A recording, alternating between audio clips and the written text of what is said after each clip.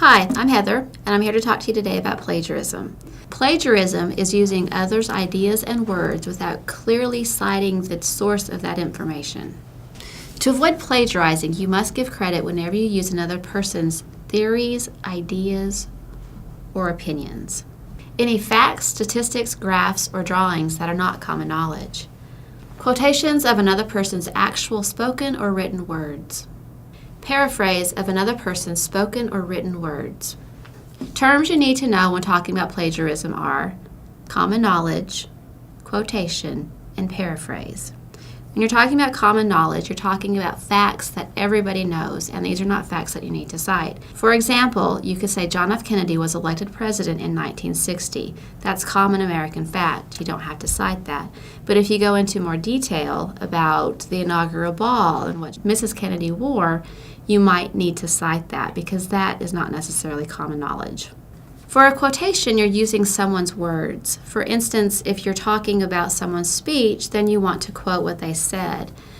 But if you're just talking about the knowledge that you're getting from an article or another source, the best thing to do is to paraphrase. And when you paraphrase, you take the words and you put them in your own words.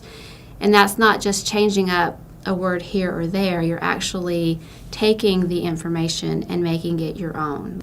Paraphrase, but be sure you're just not rearranging the author's words.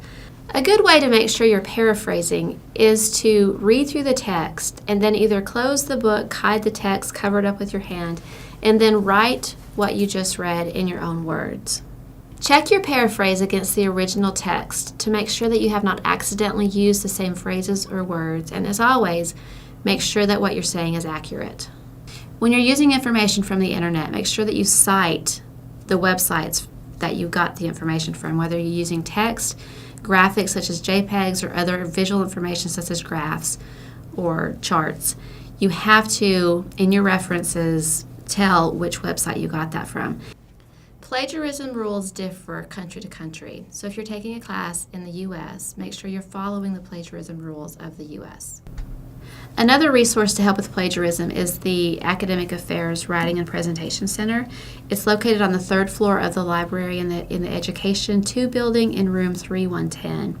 And either Tim or Nancy can sit down with you and help you go through the steps of paraphrasing, to help with quotation, to help with styles, anything like that to help you not plagiarize. There are several online tools that we have identified that will help you with plagiarism. In Blackboard, there is a tool called SafeAssign that compares your paper against a database of published and student-written papers to make sure that you are not matching anything too closely, whether it's your phraseology or paragraphs, anything like that, just to make sure that you are not plagiarizing a paper. So that's it on plagiarism. If you need help with plagiarism or anything pertaining to writing, whether it's citing sources or having someone help you figure out areas of trouble within your writing, grammar, anything like that, I encourage you to come by the Writing and Presentation Center.